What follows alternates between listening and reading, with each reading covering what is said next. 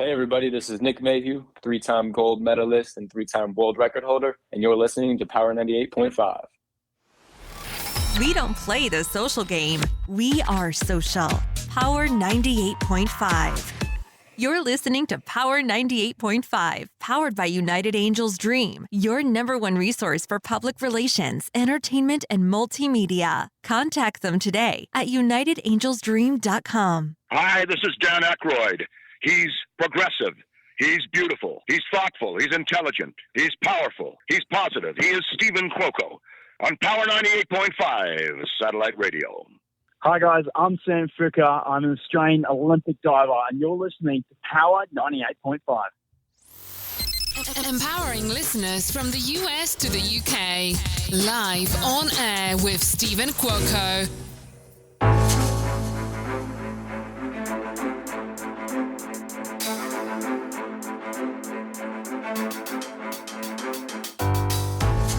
Good morning, good afternoon, and good evening. You are live with me, Steve Cuoco, here on Live on Air with Steven Cuoco on Power 98.5 Satellite Radio.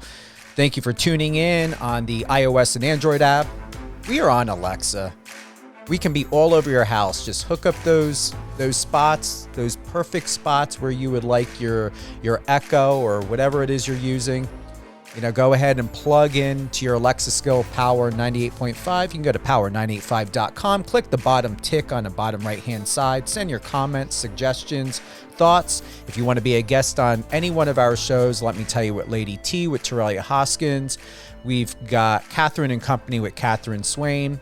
We've also got Alicia Pazzoni with Resilient You with Alicia Pazzoni. You can tune in anytime by checking our schedule on power985.com. I've got with me today an incredible ally, somebody who I'm looking forward to building a great friendship with. He's also from New Jersey, where I'm from. He is Kyle Newman. He is an award-winning filmmaker and New York Times bestselling Hugo Award-nominated author. His directorial work encompasses multiple feature films, including Fanboys, the Star Wars-fueled comedy starring Kristen and Seth Rogen, the action comedy Barely Lethal, starring Oscar nominees Hailee Steinfeld and Samuel L. Jackson for A24 Films, and his most recent one-up starring Ruby Rose for Lionsgate and Buzzfeed Studios, set in the world of eSports. I've got a lot we've got to cover. Also with what the hell is going on over on IMDb. How can this film even be rated before it even came out? It's got 2.5 stars. These people who think that they're film critics and gurus of I don't know what, maybe for Chuck E. Cheese, but definitely not for fucking film. I'm going to tell you, I have a lot of respect for Kyle, a lot of respect for the cast. As you know, I recently had Lolita Molina on the show, and what an incredible star-studded actress, full of life, full of character, charisma, passion, and I'm so very happy she's been, in this film with an all-star cast. So without further ado, Kyle, welcome to Live on Air with Steven Cuoco on Power 98.5. Thank you, Steven. What a joy to be on here with you. It's going to be more often than not, we're going to be having you. We want to start off in a best place. Who is Kyle Newman, and what is it about you that everybody should know? I am a filmmaker hailing from New Jersey. I went to NYU Film School, and I follow my heart with my projects. If it's something I love or something I want to see out there as a fan, I'm going to probably try to make it. So that's why my works ranged from Star Wars fandom to gaming to Dungeons and Dragons. Big music fanatic, so I love doing music videos. So my tastes are across the board, and I think that's important, to be true to yourself in your work and to put as much of yourself into it, but also recognizing what your audience is and who you're making it for, and finding that unique balance, that harmony between making it art and making sure it finds a place so people can experience it, and you can hopefully make them smile or make them laugh or make them feel something. And you're doing that, very effortlessly. Why I say that is because we as people from the East Coast, we have a certain way of how we integrate and interact within projects and people and locations or wherever we go. Knowing you're from Morristown, New Jersey, know it very well. I'm from the Phillipsburg area, grew up in Washington, Warren County area. And it is an absolute pleasure to see what you're doing. So gentle, yet impactful, meaningful, with purpose, no fluff, no BS. And now you're on the West Coast. You're running strong like an Olympian, working with top tier people, but yet you're very humble. You have a family. You're not letting this get to your head. You're very strategic in a very smart business way of knowing what you're looking for, but leaving it slightly open-ended to be able to grow and expand and to give permission, not only to yourself, but your team and to those who you're working with to find people that are creative and that also want to learn, not only from you, but to be able to expand their craft. Having worked with Ruby Rose and Lolita Molina and many others, what has been the best and most proudest moment that you've had as a mentor, as a leader, as a director in your business? Well, first and foremost, thank you. That was very kind of you. I am constantly learning. So while sometimes I have to put on the hat of a leader and be the director on set, which is something I feel I really relish doing and excel at doing, I love the collaboration. And I feel like on every project, I'm learning from people, different vocational things. One of the beauties of filmmaking, and my background is fine arts and painting, and I can do all that, but I don't want to sit in the studio and sit by myself and maybe tell something in a very two-dimensional way. I love the temporal qualities of film. I love the collaboration with mediums, working with cinematographers, working on the acting side, working design and architecture, you're working with hair, makeup, clothing, music. It's all fused together into a super medium. That's how I look at film. It can do everything. Film is like a dream. So you can really achieve anything with it. And being able to work with all these uniquely talented people, and every time you're working with a new set of people, because you're working in different places and crews rotate and casts rotate, you're always learning and adapting and figuring out how best to get something out of the person you're collaborating with and how can you get the best out of you. Because so much of filmmaking and so much of directing is ego management, but not in a bad way. People come to you and they have a certain style or a certain, approach to acting, and another actor might have a different approach. And you're there as the director and you're trying to find commonality between them. And so you have to learn, you have to understand people, read them very quickly, discover who they are, what makes them tick, and then how to get the best of them and how to also get them to play well with other people. And that is so much of what the vocationally what I have to do. So there's that. And then there's obviously you have to be, your story inside and out. And working with people like Ruby was just an immense talent. She came in, we had some difficulties getting her to Canada. We were shooting this during the height of the pandemic at the end of 2020 and early 2021. And if she was to come to Canada to shoot in Toronto, she wouldn't be able to come back into the United States as an Australian citizen at the time. And there was a lot of chaos going on with stuff that happened on, in Washington on January 6th, and the passport office was being closed, even though hers was trying to be expedited. So she couldn't come to Canada. But she was very clear. She's like, I want to be a part of this. I'll do whatever I can to be a part of this. And that type of passion speaks volumes and makes, you work harder as a director. And so we had to move the production at the end over the border into the United States to Buffalo to accommodate Ruby. And it changed the way we made the movie, because when you see the film, you won't be able to tell. But there are hundreds of shots where Ruby's not actually on set with the rest of the cast. And she's against a green screen, and I have to then composite Ruby into the scenes and still find a way to generate that chemistry. But Ruby came in knowing this was going to be a challenge, and she was just ready to work. I mean, she was just a machine. She was so prepared, every beat of her character, ready to collaborate, ready to do whatever it took to be a part of this family with the girls. And knowing it was the girls' movie, they're really the leads. Ruby's the coach in the film, an eSports coach, a teacher at a university who gets drafted in to coach these girls. in collegiate esports league versus many male-driven teams.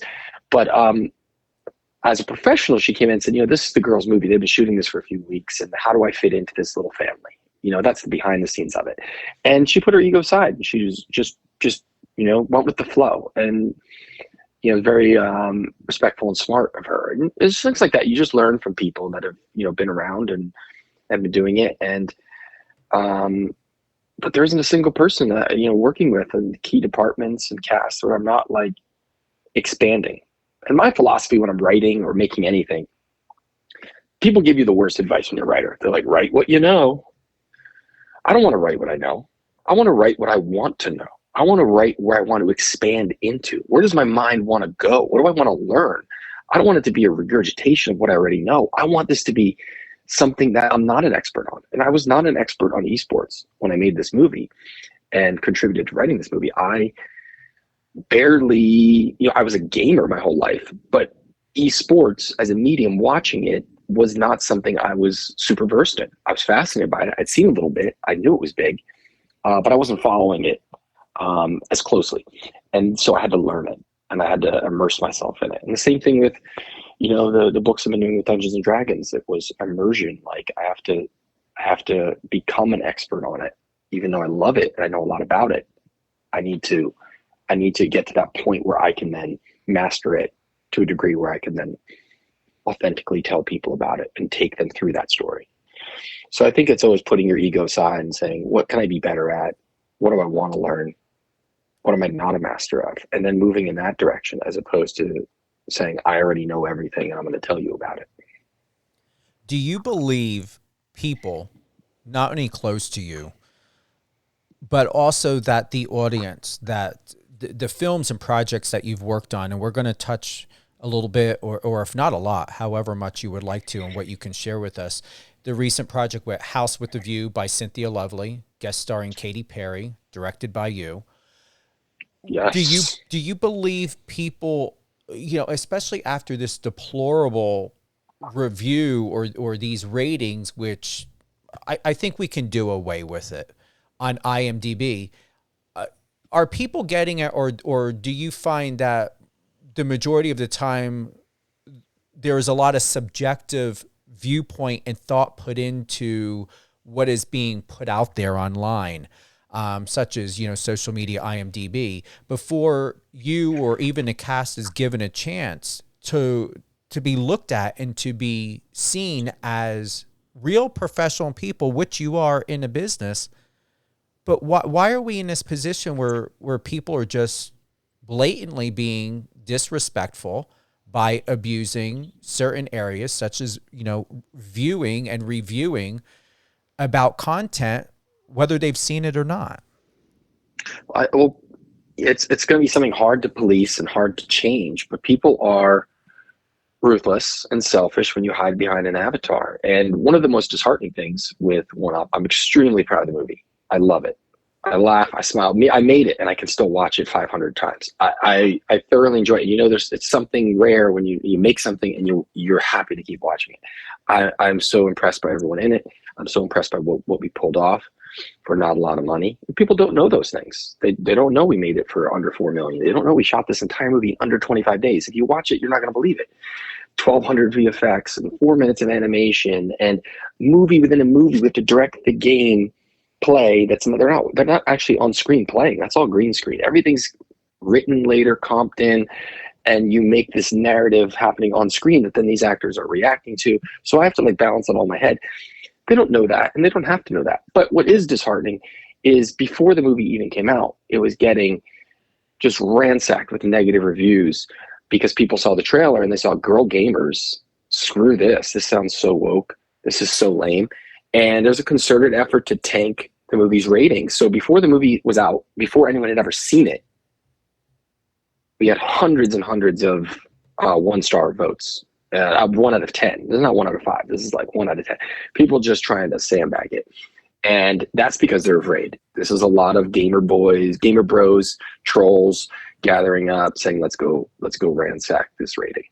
And that's unfortunate because the reason we made this movie is probably exactly draw attention to those type of people that are so threatened by the idea that gaming is for everyone, that they're going to go attack this film, which has a message of inclusivity. It's not saying girls are better. I don't think that's healthy either to just declare that. I think it's just the message is gaming is for everyone. Let everyone have a seat at the table. Why not? Like, it shouldn't be gatekeeped.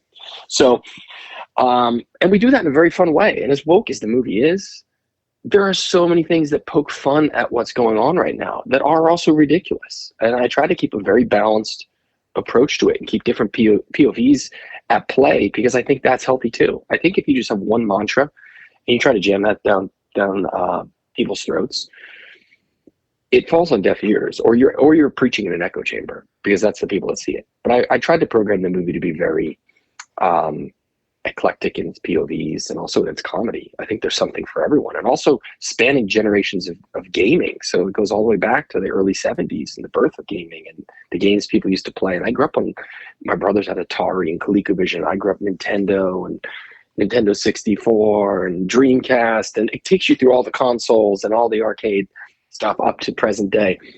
And I really think there's something for everyone. So it's unfortunate when you see people take control of a format where they can vote, and if they're threatened by something, they're just going to destroy it to prevent people from seeing something that hopefully they would get to see. Because I really think this movie is for younger people. I think young kids, girls, guys, watch this movie and realize what's it matter? We're having fun. I mean, I try to disarm people with it and show that it's just ways for humans to bond. It's a game, and I feel like about all gaming, not just video gaming, but there's really nothing to deter it. And it was disheartening. So you're about to release the movie, you go to premiere and you're seeing like, how's the movie have a 1 star? None of these people have even seen it yet.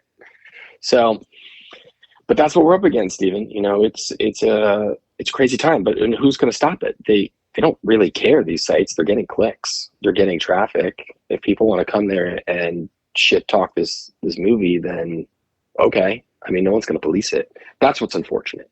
But what can counteract it is people seeing it and being positive. And if you like it, you go spread the word and leave a positive thing. So that's all I'm trying to do, is engage with people. I don't want to tell you to go out and give it a 5 star. I don't care. But I want you to give it a fair shot. I want you to watch it.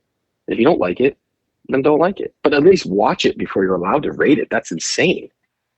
I agree. And it just featured on Prime Video on the 15th, right?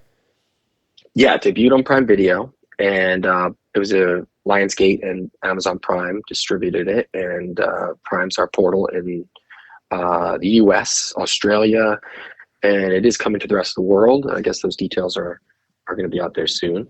But we did this also in conjunction with BuzzFeed Studios, and this was really the first production out of their new venture, trying to make a slate of films, forward-thinking films, in conjunction with Lionsgate. Well, I'm going to continue to support your projects no matter what. I really don't give a shit what ratings say. It doesn't dictate how I perceive something. I'm going to tell you, I did not watch this yet. I would have loved to have attended the premiere. However, I do have Prime. I will watch this. I will support it. And where Thank you. Absolutely, Kyle, and where I can leave a review, I'm going to do it. And I know that I'm going to be proud of the review, because I'm going to be objective about it, professional about it, and I'm going to look at it as this is a work of art. There are people's lives that came together to be part of this, and that's how I see it. It's more than just the money that you put into this, Kyle. It's more than just the experience. All of that is important. It's the fact that these are jobs. This is how I look at it. When people are rating, it's my livelihood. Yeah. I take it seriously. I have little kids. I have an 8-year-old, a 7-year-old, a 16-month-old. And I want to keep telling stories and creating. I'm very proud of this movie. It's great. And also it is the first eSports movie comedy. There's been documentary stuff, but this is like the first real content in this world. Maybe that's why it's so threatening to people, because it's been walled off in a lot of ways. And it is very male centric, and it's huge, but maybe it's been hindered by its being so gender centric to one side of things.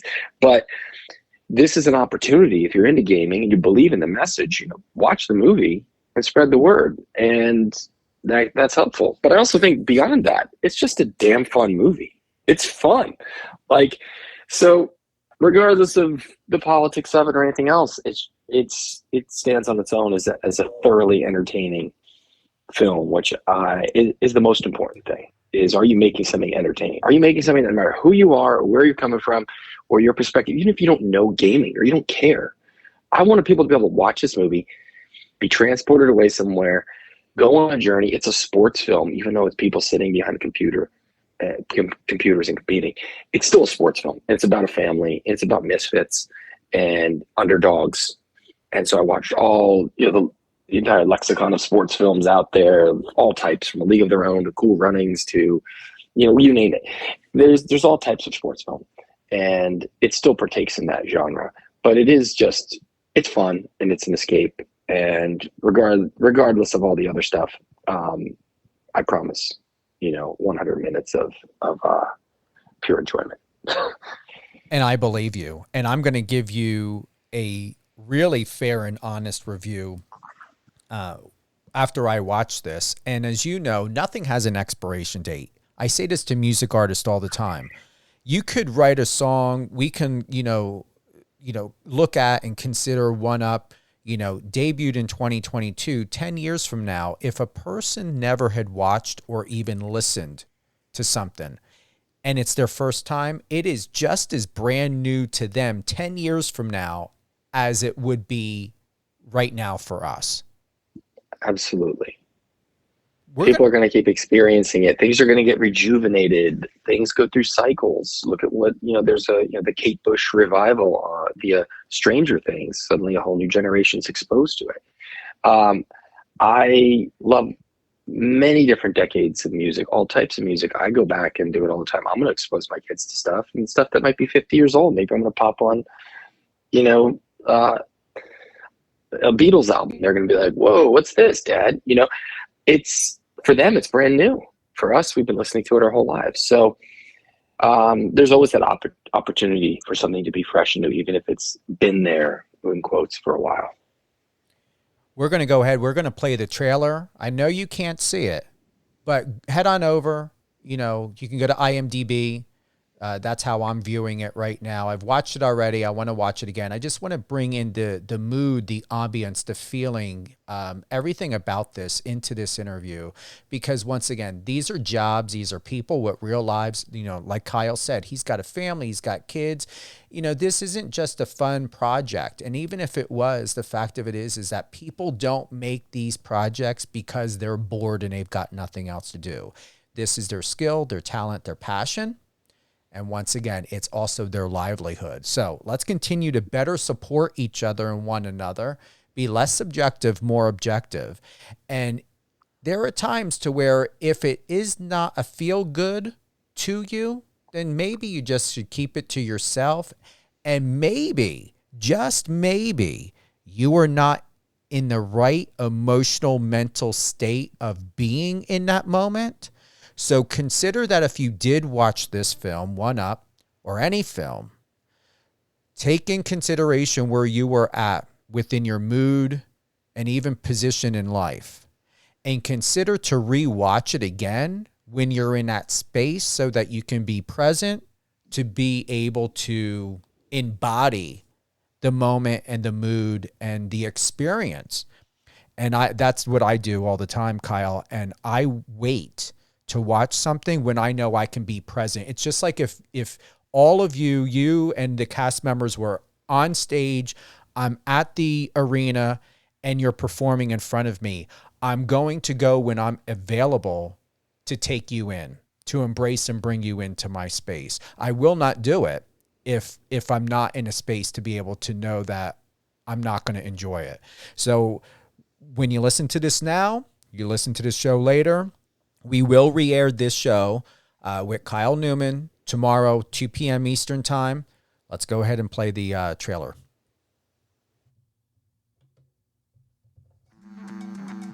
Sorry I didn't wake you. You look so cozy sleeping through one of your fantasy beatings. Hurry. Want to go to a silent disco tonight? I have practice. Do you ever stop gaming? Only to eat and sleep. It wasn't long ago that video games were marketed entirely to a generation of guys. Boo.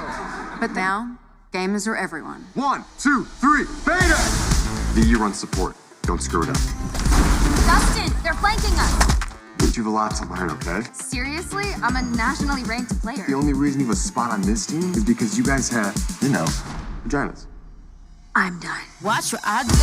We're gonna start an all-girls team. And take down the betas. Coach us. Come on, Mom. They need you. I mean, they're totally pathetic. Hey, we need to get back to the basics. Oh my god. And screw my cords. We're gonna train mentally, Lily, look out. spiritually. We do this every Saturday.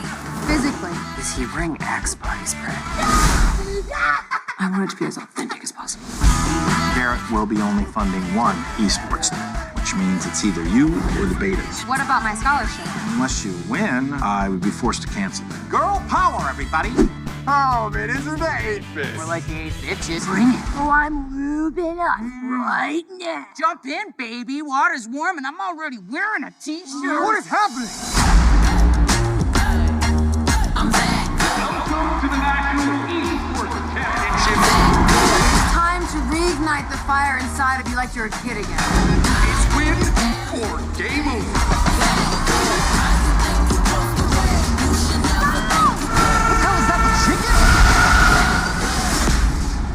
You never go full chicken, Lily.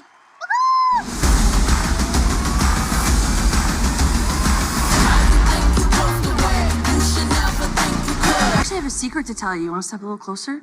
I like secrets. Oh, God, no! That's awesome. I can't wait to watch this, and I think I'm going to watch it this weekend. Good, thank you. It's, you know what? There's a lot of different genres of films that I love. It was great to be able to blend these things together. I feel like I do it in my own unique way. I guess I've done a lot of comedies now, so I found what I find to be a good sweet spot where it really the heart of the movie has to shine. These characters, I want to see these characters as humans and not just archetypes or placeholders. You interviewed Lelina. You know, she's wonderful. She's got her own very unique story.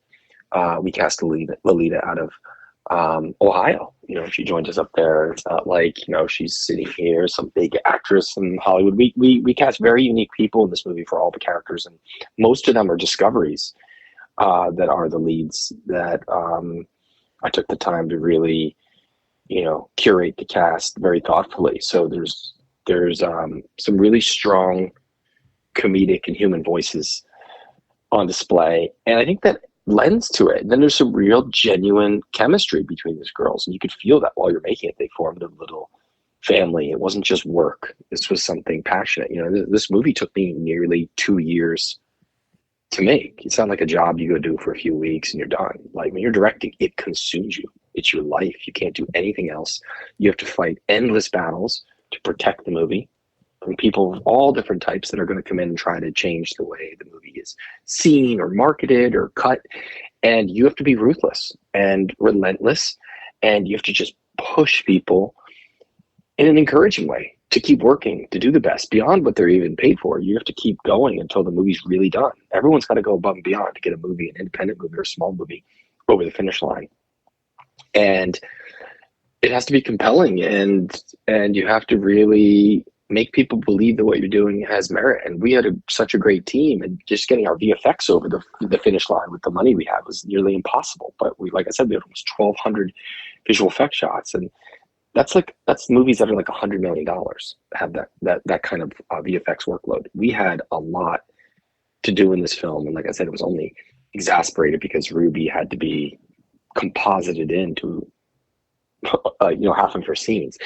So it just faced with a lot of challenges, but I think it's that what I'm proud of is the heart in this movie, regardless of, you know, gaming or whatever. It's people being passionate about something. And it's something very similar with Fanboys. Whether or not you were a Star Wars fan of Fanboys, it was like you at least root for these characters to get where they're going and to get what their dream is. Take us now into House with a View by Cynthia Lovely, guest starring Katy Perry, directed by you. What should we know? What do we want to know? What is it about this project that just blows it out of the water of something very different? Because it's you. You're Kyle Newman. You directed it. There is no one like you. And honestly, I do respect and really like your work. Well, thank you. It was so fun. I mean, Cynthia is my fiance, and she goes professionally by Cyn, C-Y-N. That's her music handle, her music identity. Her real name is Cynthia Nabosny. She's from Detroit. We met at the very beginning of the pandemic. I was going through a divorce, and we met and bonded remotely online through FaceTime calls, all that stuff. So it was a COVID romance. We now have a 17-month-old baby, and Cynthia's got an album coming out. Her music is incredible. Katy Perry discovered her, signed her. She's the first person Katy signed to her label. And she's been doing, she had music in Promising Young Woman, Birds of Prey, Moonshot. She did a Pokemon theme song. She's been doing all types of, her song was on the, what was that? The Netflix one about the girl is she a criminal or is she not, with, I'm going blank on it, but it was great. And she's just had her stuff in so many different cool shows. And, but she's been working towards this album. So this is the first single from her forthcoming debut album, which is out later this year. So it was a big opportunity and a big challenge for me, because I want to make sure, that I can help however I can launch it in the best way possible. And suddenly Katy's going to be in the video too. So there's a lot at stake, and it's a good chance to really reintroduce or introduce Cynthia at this scale to the world. She's had a lot of success and hits, but this is like, build up to an album. So the idea was something we initially started with Cynthia, and we bounced it around, and I helped, expand it and refine it and put it on paper with her into what became our treatment. And there's a bit of a narrative to it, and there's scenes that bookend it with Katy Perry at the front of the video and the back of the video. And we scripted those. And, it's not like a huge budget. Again, I shot the entire video in one day, but I am going to make sure that it's the best it can absolutely be for the time we have and the resources we have. And it came out awesome. Cynthia is just naturally charismatic and comedic, and the song is very playful. House with a View. It's aspirational, but it also has attitude, and it's a really great summer jam. It's just so infectious. And so we wanted the video and the style to be buoyant and fun, lively, to capture Cynthia's, sprightly personality, but also she's got something to say, and she's got edge, and she's got wit in her lyrics. So it has to capture all these things and coalesce into something that's very consumable, bite-sized, and is in sync with the vibe of the song itself. And that's your goal with the music video. It's like, what is the vibe of the song? What is the message of it? How are you going to complement people's experience? Because when they hear it, they're going to envision something. And how can you extrapolate on that and expand it and support it visually in ways that, just hearing a song can't do? I've done music videos before. I've worked with Taylor Swift. I've worked with Lana Del Rey. Gotten to direct some very big people, Selena Gomez, different people like that. So but I don't often work in music videos. I only work in music videos if it's somebody I really love or I'm close with. Like at the time I did the Taylor stuff, I was living at Taylor's house and I was doing work on my house. We were close. And,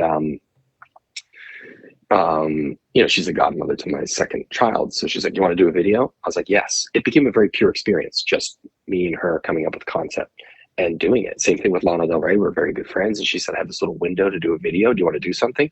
Dropped what I was doing. And we did a video for Summertime Sadness.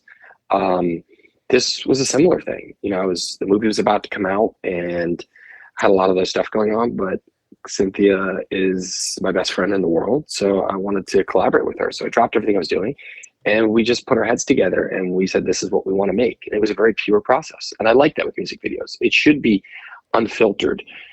removed from all the bullshit of labels and managers. Those people are important, but what you want to do is get to the heart of the artist and the song. What are they saying? What means something to them? You only have 3.5 minutes to go convey that. You want to strip away as much as possible, get to the heart of it, create something pure, and then have fun doing it. And then you add those people back in. But more often than not, in the music video world, it's like you have to go through lots and lots of hoops, lots and lots of barriers, and it doesn't feel pure. So I don't always pursue it. You know, if people come to me and are like, I really want you to do something cool, but I'm not going to go out there and pitch on like tons of people's videos. You know, pitching movies is disheartening and demoralizing enough. I mean, you put yourself out there, you develop stories that are supposed to be 100, 120 minutes long, and you figure out every nuance, and someone's like, nah, you know, and it's hard because you have to see and feel and live and breathe the movie in your head and almost pre-make it before you're going to pitch it or you're trying to get these jobs. And you know, sometimes people just don't want to see what you're talking about. Sometimes they already have their heart set on something else, you know, but you have to still put that work in. Every time I've made a movie or written a movie or developed a movie, I feel like I've already made it. I don't want to feel like that. But more often than not, 99 out of 100 times, you're going out there with projects to pitch or develop or hope you find a home. The answer is no. And so those things never get made, or you wait till another day and find it. And I don't let things die. So the music video process, House with a View, there's something immediate about it when you make a video. We came up with it at the end of May. I mean, mid-May. I think we were shooting it by June 6th. It was done by the end of June. You know, we cut it in maybe 6 or 7 days. And then we were in the post and color and sound on it. And they needed it by the end of June. And, you know, they debuted it the same day as my film, ironically, which is totally random.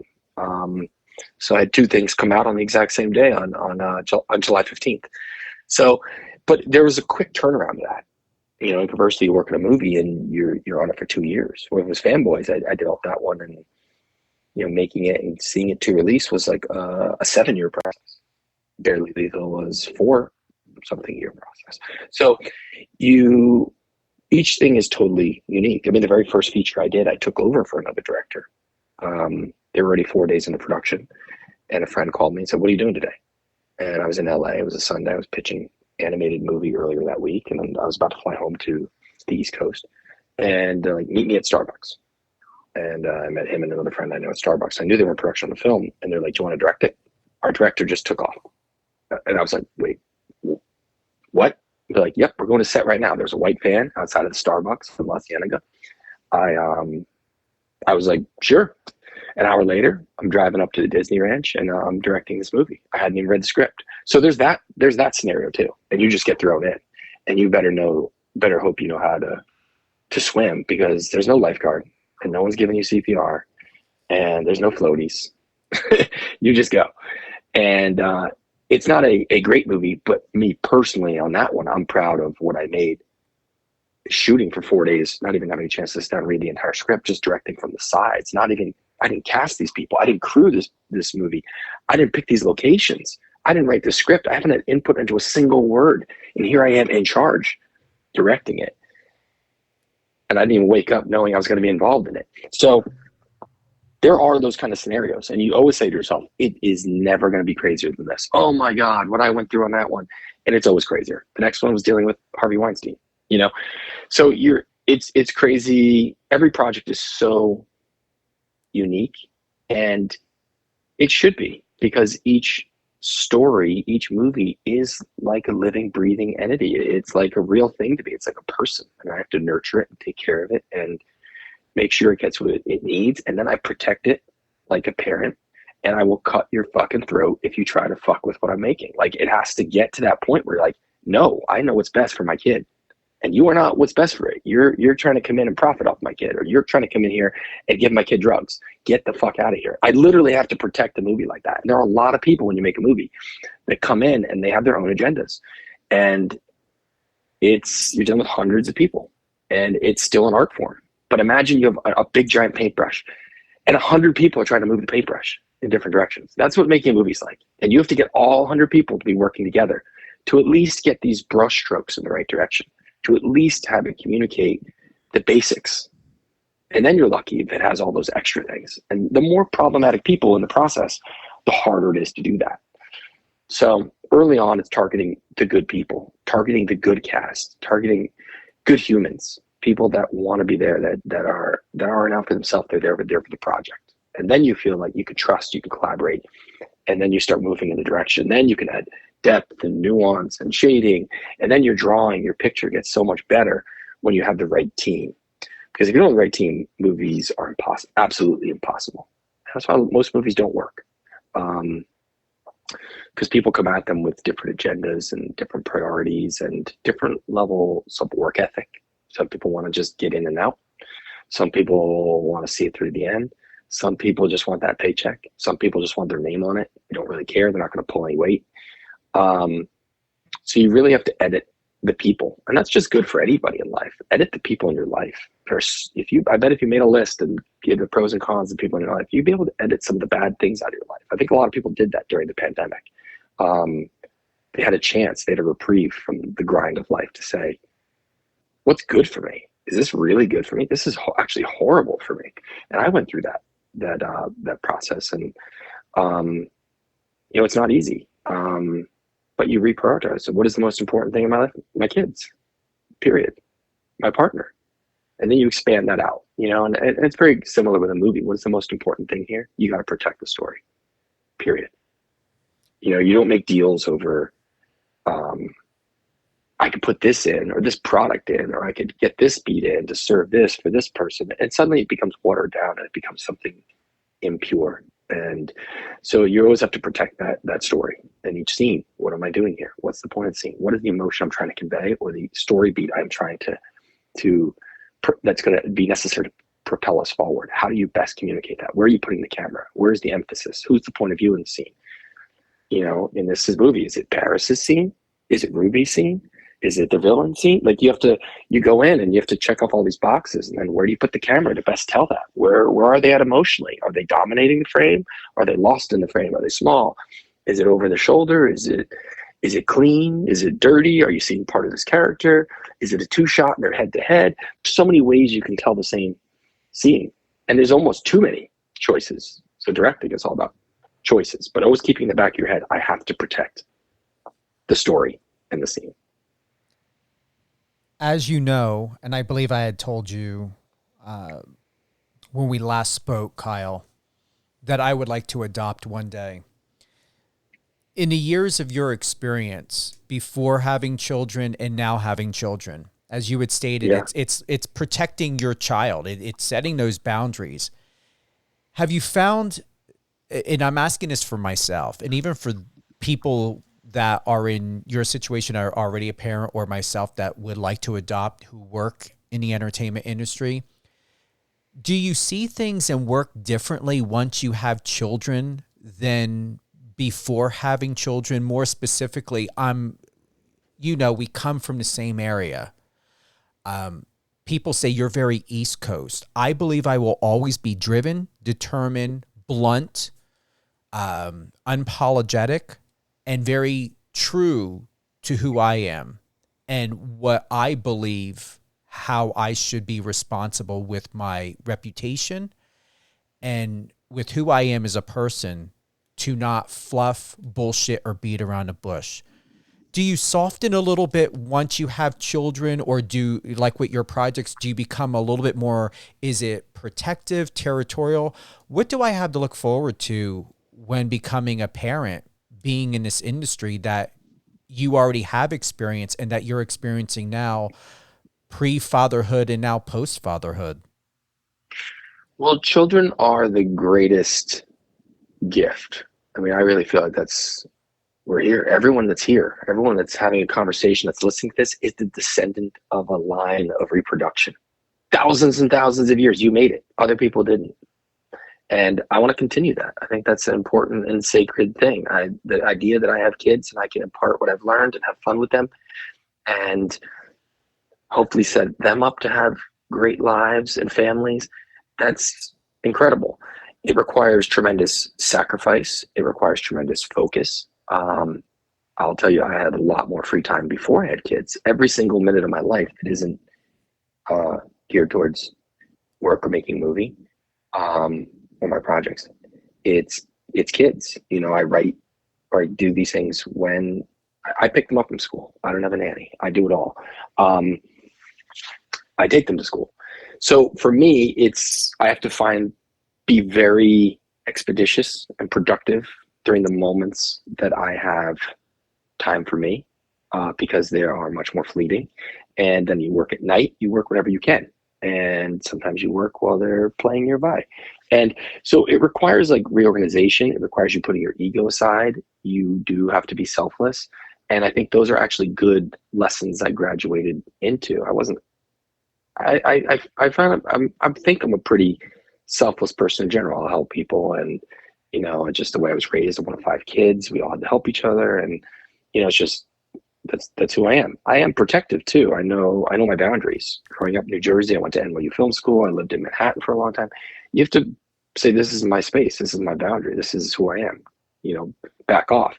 But I also am very nice. I think it's maybe like people take advantage of it, and I watch it happen because I'm very nice. I'm deferential to people and their comfort.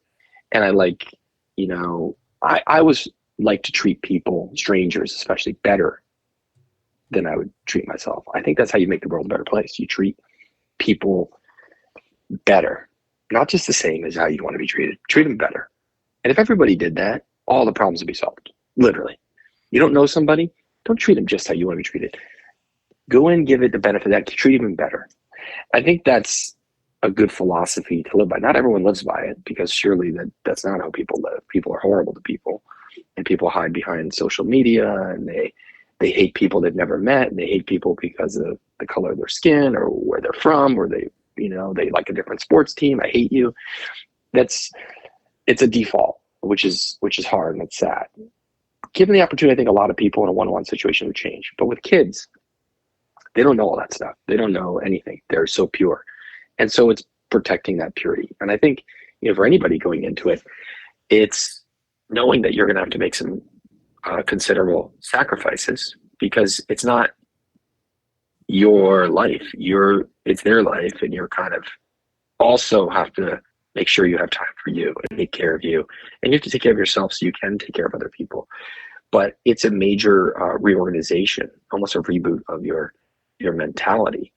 And for me, though, like I said, it wasn't a culture shock. I felt like I just eased right into it. My siblings are parents, and we all came from a big family, and they have big families. So I was ready for it. It wasn't like I was the first person in my immediate family to have a kid. You know, my kids are maybe the 9th, 10th, and 12th in the Newman grandkids line. So there's a lot of support. There's a lot of people. So I was ready for it. So I think be around people with kids, and be around kids so you're not just shocked by it. You know, expose yourself to it. And it's a lot harder than having a pet. I know a lot of people try to equate it. There's nothing similar. But it is the best thing ever. Making this movie too. My kids are obsessed with video games. They're obsessed with vintage video games. My son went through a whole phase during the pandemic playing every version of Super Mario from the original all the way up. Even playing like Doki Doki Panic, you know, the game that it was Super Mario 2 was based on. Like, he became a video game fanatic. So I suddenly was making a movie about video games and video game history, and I wanted to program as much video game history into it. And I did that for them. You know, I was like, they're going to watch this movie eventually, and they're going to go, oh my God, I love this one. We talked about this. And there's references to modern games I put in there because I know that's stuff they were into.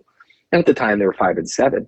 But I know they're going to graduate into seeing it. So I'm doing things for them because I was like, you know, they're going to appreciate this at some point. They can't really watch the movie yet because somehow this movie's R-rated. I don't know how. It's really like PG-14. It's not a hard R movie. But I think there's 1 or 2 drug references. So they cripple you with the R rating. But you want to do things for them. You want to live through them. And that's a big perspective change. I don't think it changes the way I approach work or the way I would direct or write necessarily in terms of the tone or the style. but maybe, my subject matter changes a little bit. But I think you just want to still be pure to yourself in the creative process, because you don't want to sell out, and you don't want to feel like you're not the person you should be in your kids' eyes. And they're at an age where they know, they're starting to realize, what do you do, Dad? Like, what does that mean? What's directing? What happened? They watch a lot of YouTube, and they watch people making, videos. They watch a lot of content, and it's obviously it's policed, but they're kids. That's just what their generation is exposed to. And so you learn from what they're experiencing, and you're like, wow, you were way ahead of where I was at this point in terms of, devices and computers and that type of knowledge. There's an emotional intelligence that comes from experiencing content, scripted content. I feel like people have a quicker shorthand now in relating to other people. They see so many more faces. They see so many more experiences. Kids are very intuitive and in an advanced way now. So you do learn from your kids, but I don't think it's ultimately going to change you unless you are in a stubbornly selfish person. I think you're gonna thrive with kids. It'd be great. I appreciate that, and honestly, thank you for the share, Kyle. As my Sicilian grandfather always said, wherever you stay, leave it better than how you found it. Whoever you meet, leave them better than how you've met them. And you remind me of that. Oh, thank you. I think that's a good mantra. It's great to hear. I hope people continue that. It's simple. It really is simple. It should be ingrained in everyone. And it's hard to believe that it's not. And it's hard to believe when you go on the internet and you look at stuff and just the garbage that people spew at each other, the hatred, and everyone wants to hide behind an agenda or politics. And really, they're just as lost as the other side. They're all complaining and they're all ruthless to each other, and you just want everyone to step it up a level. It's like, clean up your act. Everyone, come on, we can all do better, like across the board. I agree. I totally agree. And I will like to say that people like us, as I said before, I'm going to say it again, as long as we continue to stay true to our narrative, speak through the best in its most honest way, that's where the difference is going to come from.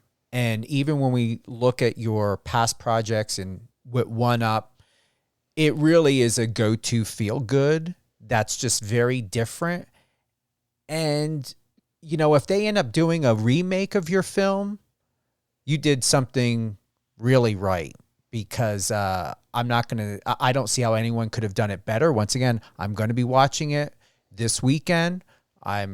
So far it still stands. I have a clear weekend. Either way, just from listening and watching the trailer, it's a feel-good movie. It's a feel-good film. And I believe from what I saw, very well done. Oh, thank you. Yeah, you know what? I am very proud of it. It takes a lot to get a movie over the finish line. It takes a lot to get a movie made. And to get it out, and everyone was so supportive. Richard Reed at BuzzFeed Studios, we shared the same vision for it and protected it to the end. And it's out there in the world, and there's nothing I can do or change or really say. It's meant for people to go experience it on their own. Maybe you'll watch it with your friends. Maybe you watch it alone at night by yourself. Maybe you do get to watch it on a big screen. I think all those things do change the way you feel about a movie. Comedies are better when you watch with people. I can't control any of that. I don't know the person reviewing it versus, a group of 12-year-olds that come across it. Like, everyone's going to have their own unique experience with it. All I can do is make the best thing I think I can make for the money and the time I had, and hope that people have a positive experience with it. And I really do believe the message is universal, and the themes are great, and the heart, it wears its heart on its sleeve. And hopefully you can tell that from the trailer. And man, everyone did such a great job. So at this point, I'm like, it's like putting your baby off to college. I'm like, nothing else I can do, I guess. I'm here if you need me. But I can't do any more than that. And that's hard too. I feel like there's a strange emptiness that comes when you finally release a movie into the world. And now I'm just figuring out what's next and where to push. And obviously I'm developing a lot of stuff, but it suddenly becomes much more heated and focused, and you really have to get going again because like we're talking about, it's freelance. You're just adrift. You're hoping that someone gives you the chance to go do this again and start all over. You got to start all over. It just starts with a few words on a page, and you start adding people to the team and making it real and making other people believe it's real. And it's a strange process. I don't know, maybe it's masochistic, but I have to find a boulder now to push up a mountain, and that's what it feels like, as much as it's an art form, it's really it's like a physical feat, that you have to somehow survive. I think most filmmakers will probably tell you the same thing, but I think until you've done it, you don't really know what it does to you. And thankfully I survived this one. I feel like I'm a better person, a better filmmaker, a better dad, a better partner, all those things. And you feel like, okay, that's a success on the me and inside of me level. What I got out of the one-up experience is beyond, lifetime, you remember it forever. It's like, very thankful. So thankfully I had like Lionsgate and Amazon Prime and all these people and superstars like Ruby behind the movie and believing in it. So once again, you can watch right now, available on Prime, One Up, directed by my good friend, a Jersey native, not too far from where I'm originally from, Mr. Kyle Newman. Filmmaker, New York Times bestselling author, father, Jedi. You can go ahead and support Cynthia Lovely, known as Sin, with her new hit track, House with a View, directed by the one and only Kyle Newman. Kyle, who would you like to give a shout out to? A shout out to, well, I'm going to say all the One Up cast and crew. You guys were amazing. I want to especially thank Cynthia because she's watching the baby, so I could come do this interview. It's a tag team. You gotta take care of each other and support each other's art. So I couldn't have done this without her, and having a partner like her that's such an amazing mom and friend. So really, gotta thank her. Where was I going to go? I had it right there. Just had a moment. Your social media, where are you at the most? Is it Instagram? Do you even have a TikTok?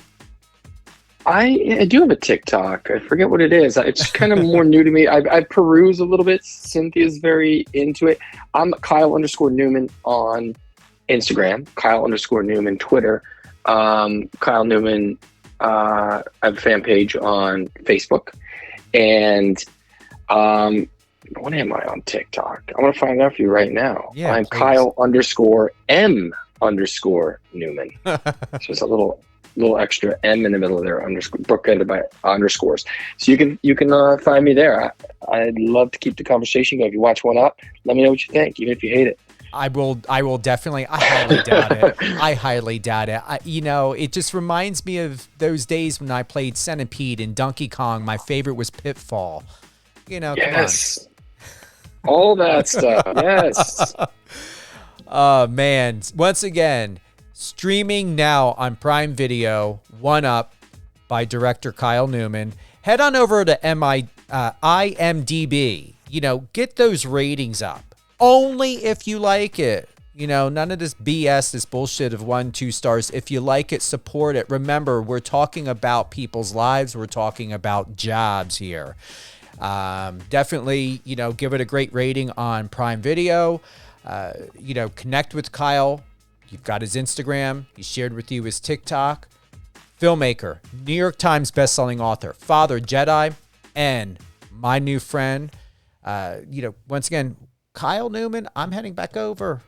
Kyle_Newman, KYLE_NEWMAN. Kyle, any closing thoughts? No, just thank you so much for having me on. Like I said, great to meet you. Thank you for reaching out to me. Great to be part of your community. Appreciate everyone out there, all your fans that are listening and tuning in. Very thankful. So we'll keep the convo going. Hopefully I'll be on again at some point soon with something fun and exciting to promote. You're going to be on anytime, whether you have something to promote Awesome. or not. I hope to come Thank on you. out. Absolutely. To California sometime. Definitely on set. If you need any photos or anything done behind the scenes, like I told you, I got camera equipment that's been sitting for so long since the pandemic.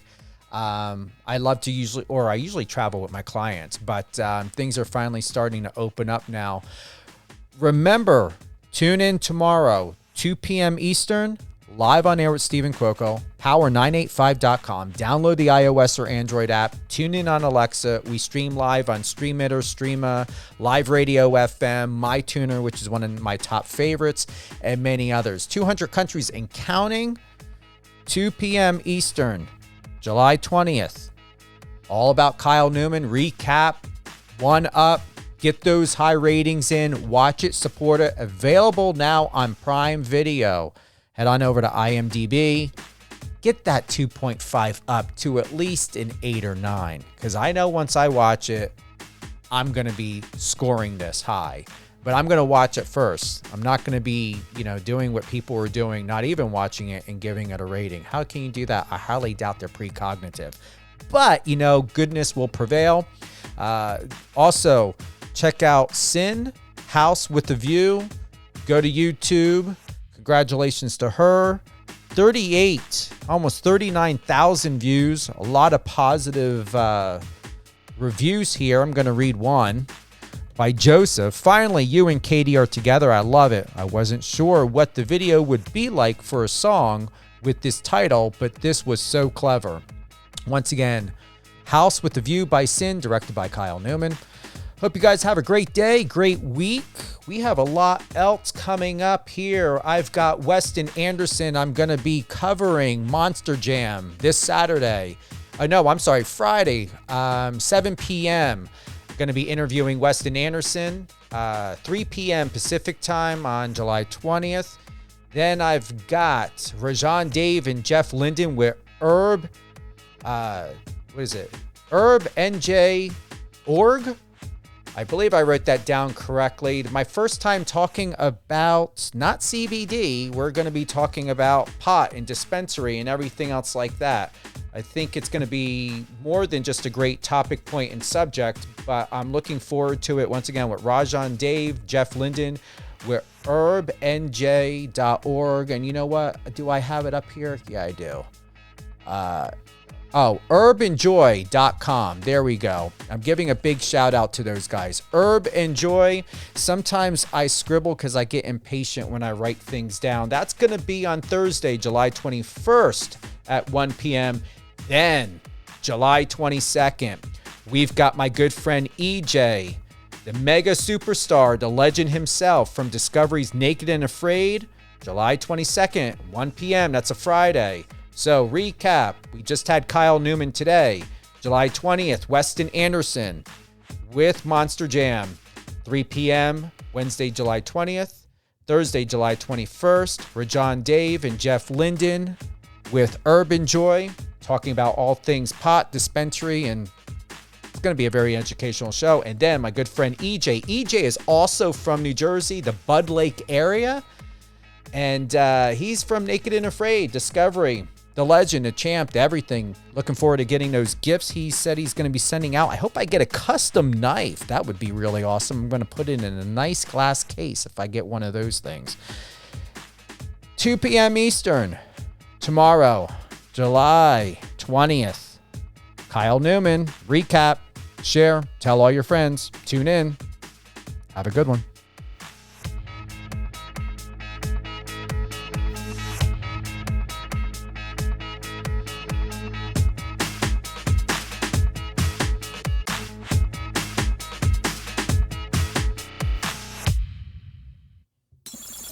Friend us on your socials and let's connect.